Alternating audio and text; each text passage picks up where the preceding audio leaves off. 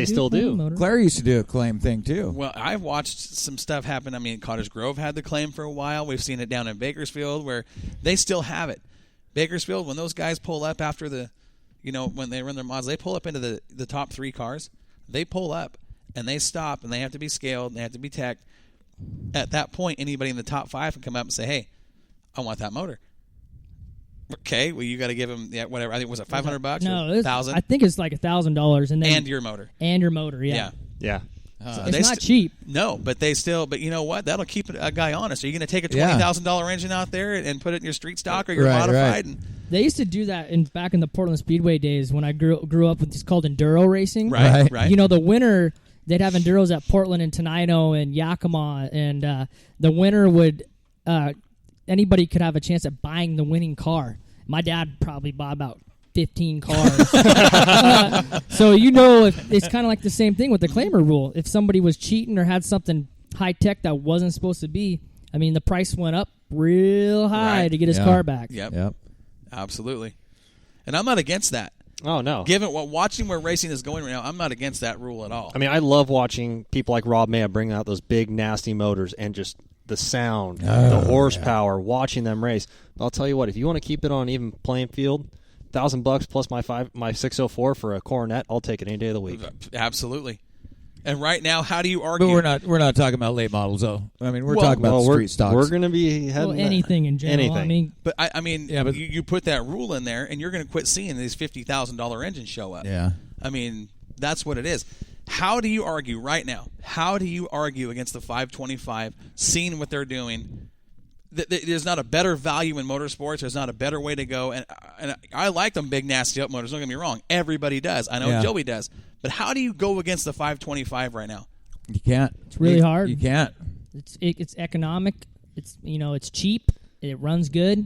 And how many? It's cost effective. Well, I was talking to a driver Saturday night after the Strawberry Cup. Okay. Talking to a driver that says, "Yeah, we got a 525. That motor hasn't been opened in 3 years." Well, that's just dumb. Just saying. It's running in the top. We'll say top 5 or 10.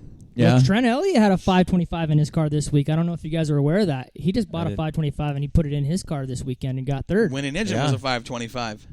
Yeah. 2 out of the top 3 525s. Yeah. I just don't see how you argue against it. I mean, well, you don't need it. The thing is, here's the difference: the guys that have the big motors, like Rob, Darren, Dybel, all these other guys, they're the ones that want to travel and go race big races. Right. So they need big motors. Right. People like me, Colin, and Brian, we're not going anywhere other than going to California. I mean, in all reality. But even then, when it's 102 degrees down there in Bakersfield and the track is slicker than snot, we have seen the 525s run every bit as fast as any open motor down there at the Budweiser Nationals. Oh, yeah. It really, those 525s run hard. Like when we were in Antioch, hammer down. Yeah. Hammer down. And it stuck with them. I want to know the horsepower on the 525. They're 550. 550 horse. Yes. Bone stock. It's a 376 GM small block LS configuration. Okay, so you've got a 525 pushing 550 horse? Yeah, roughly. Okay. I mean, it just depends on the against an open motor pushing 850 on a dry slick track. You tell me who has the advantage. It's right here.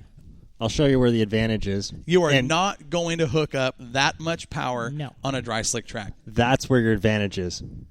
Correct me if I'm wrong, Joey, but right there, your compression ratio, 10.7 to 1 on a 525. I mean, the 525s I've done nothing but impress me, and you cannot tell me dollar for dollar that's the best way to go in motorsports. I'm talking late models. Right now. Anything, honestly. I'm a crate guy because I ran the 604 last year. Right. I can honestly tell you, I mean, you're right. Motor goes out the window when it's slick. It absolutely does. But when it's hammered down, then you're it's tougher. That's when they've got the advantage. Yeah. Early part of the season, and at the end when it starts cooling down, there might be a race or two where they'll have a little bit of advantage on you. But for the most part, I'm going to run the 525 on, knowing when it's going to be hot and slick and get my car set up and get it dialed in. And you're there, Joey. I'm waiting for an all slick racetrack. I bet you are. All slick, top to bottom, bone dry slick. Yep. Absolutely. Give us a couple weeks. Yeah, and no whoop-de-doos. No rain. I don't care if there's a whoop-de-doo or not. Joey will drive through it. We've seen Joey knows how to weld. Yeah, we've seen him do it. Barely. It's I got to say, Strawberry Cup. We're going to talk about that later on. It was a great show. At this point, I want to talk about what Justin Duty is doing back in the Midwest on the MLRA. This kid, I think, is surprising some people, and he's catching some eyes. His last race, was he 12th, 14th? 12th, yeah. 12th. And we're talking about some big names. He's running against some of the best talent in the country. And this kid's back there just saying, hey, I'm here. I'm going to give you everything I've got. And it's starting to pay off. Oh, it's going to absolutely. I talk to Justin a lot because we're really good friends. Absolutely. And he does my shocks. He's been helping me out with shocks. And he's learning a lot back there. I mean, it's a different animal. It's a different ball game, with all the fast pacing racing they do. They're just go. Right. But he's doing good, man. He's.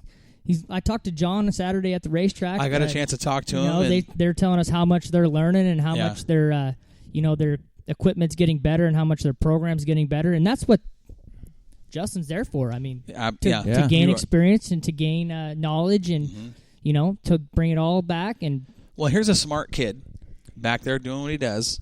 He loves racing. He grew up in the sport. That's all he knows. So you take that knowledge he's got now, you go run with the best in the country, you build on that. When you come back, think of the advantage. Well, he can stay knowledge-wise.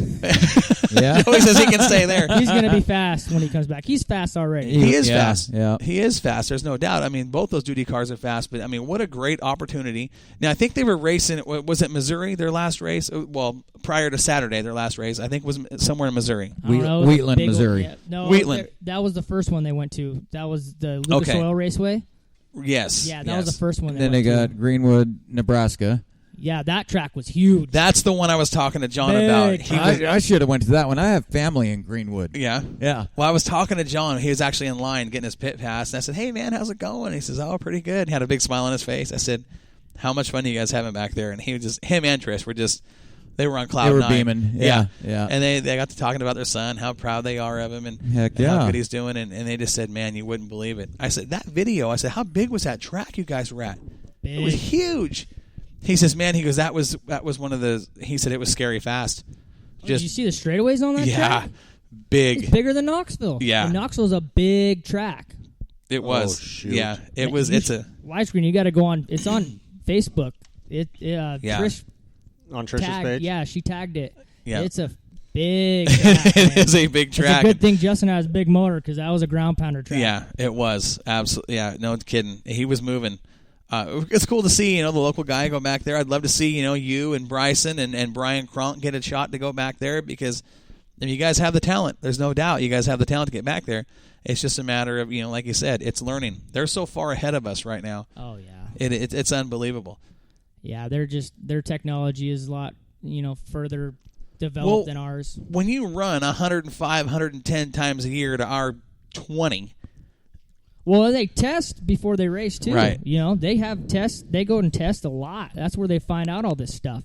Like Bloomquist, I know for a fact, he goes and tests and tries stuff. I mean, you can't just go to a racetrack with the best competitors in the country and just go out of the box and expect to be fast. No, I mean, the dirt late models series back there, top 2 or 3 are, they've got practices now like NASCAR. They're going to a track. They're doing the same stuff they're doing at the NASCAR level. They're testing tires. They're testing this. I mean, you're right when you say that, and you better be able to keep up with that. If not, you're a mid-pack guy at best. Oh, yeah. If you make the show. Right. Yeah. So it's cool to see the kid back there doing well, and I hope that we see more of our West Coast guys get a shot out there or see it grow to the West, like on here on the West Coast or the Western states like it is there. I don't know if we'll ever be on that level. Look at that. That looks like a giant horse track almost. Yeah, huge. It's huge.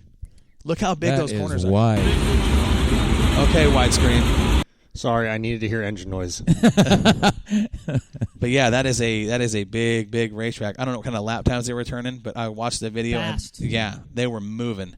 Fast. Big time. I think I saw somewhere on there a 1583 or something like that. No way. Isn't that what Tricia posted on that one post? It might have been another That was a track. different track. I'd like to know the miles per hour on that. If there's a 1583 on a track that big. I'd like to be standing out there with a Moxie speed trap. Yeah. Dude, that's got that straightaway. Yeah, that thing's. Yeah. It's huge. That straightaway is like. The drag strip. A drag strip. Yeah. What it looks like. Yeah. You could go 8 wide there.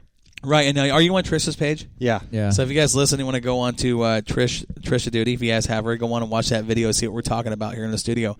It is a huge racetrack. And one thing I noticed about this track, look how far down at the other end of the straightaway that the flag stand is. Yeah. Usually they're closer to turn 4 coming out. They put theirs closer to turn 1. So I mean they're coming out of turn 4 and they're drag racing to the stripe.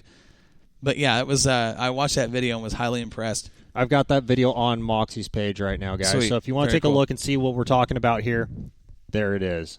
But oh my! With credit to Trisha Duty. Absolutely. And actually, it's from Lucas Oil as well. Yeah. Oh my gosh. Yeah. Hopefully, we can see some more of our guys get back there and have that opportunity. Absolutely. I'd love to see. And we're seeing it. Bryson had a shot at the Chili Bowl, and Well, I've been back there when I was 16. Right. But it was kind of irrelevant at the time because I was a young kid and I didn't know anything about setup. Well, Vitali went back and had a shot. I think he was working with was it Steve Francis? Yeah, he kind of worked with Francis and Jackie Boggs. Right. Jackie Boggs. Yep. He's racing in Kentucky a lot. Yeah. Nice. And that's even then again, I think Casey went back young. That's a hard thing for a guy that young to adapt to, and it's got to be intimidating, Joey. I mean, you've been in that situation. It's got to be intimidating when you show up and you see guys like, Francis and Moyer and Bloomquist and. So it's just unbelievable. You have to see it to believe it. The amount of equipment they have, their haulers, their crews, they're just also decorated. Their cars look just bad to the bone. The bodies are twisted. I mean. They're serious. Yeah, we showed up. This is back in '96, and I was with David Hawks. We went back to Eldora to run, and we were standing over talking to Darrell Lanigan, and I don't remember the guy's name. I remember the driver was from Kentucky, and no, I'm sorry, it wasn't Lanigan. It was Yoder, Shane Yoder. He was talking to this driver from Kentucky. He said, "Hey," he goes, "You guys ready?" He goes, "You guys, I mean, this is it's Eldora," and he's like, "Man," he goes, "I wish we were running tonight." And he goes, "We stuck our car in the wall and destroyed it last night." And Yoder says, "I got one sitting right there. Pull it out. Put your number on it." He says, "What?" Jake Blair and I are sitting there like, you got to be kidding me. He's just going to pull his car. He had 3 cars with him. Pulled one out, said, "Here, jump in that one. Put your number on it. Go register." They did, and they ran, and they finished in the top 10. It's nice. All those guys back east have about 2-3 cars with them. They showed up with 3 cars. He probably had, I'm not kidding when I say this, by looking in the trailer, it had to have 5-6 motors sitting there, an entire wall of shocks. I mean, just those guys show up. That was back in '96. Yeah, right. I mean, you literally have to on that have level motors and shocks. Yeah, and Yoder, I want to say, finished 3rd at that race. Yeah, and his other car was in the top 10. But I mean, Joey's not kidding. That's how they do it back there. They show up, and if they wreck a car, they just pull another one out. Oh yeah. Well, that must be nice. Just as nice. We showed up with 1 car on an open trailer, had a couple spare tires and some shocks, and thought hey, we're at Eldora. We don't care what, I mean, it was an opportunity. Those guys are looking at you like, man, those Oregon hillbillies. Hillbillies, right? I will tell you this.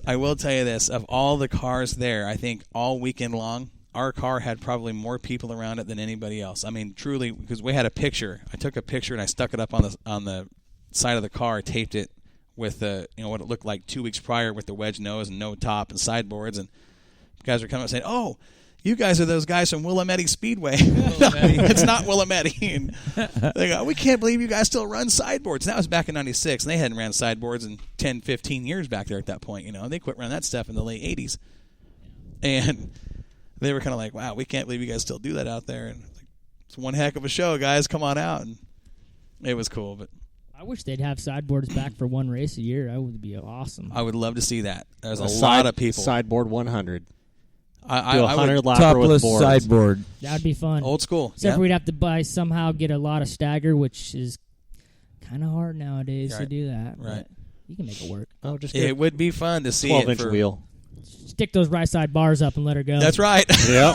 See, now he's talking. I love it. It would be fun to see. I mean, a lot of fans still miss those days of the open comp late model they were called back then with the no tops and the. I remember when those cars, Joey, I don't know if you remember this, but I remember when those cars at Willamette Speedway body rules allowed you to be 83 inches wide. Yeah. Oh yeah. You know whose car comes to mind is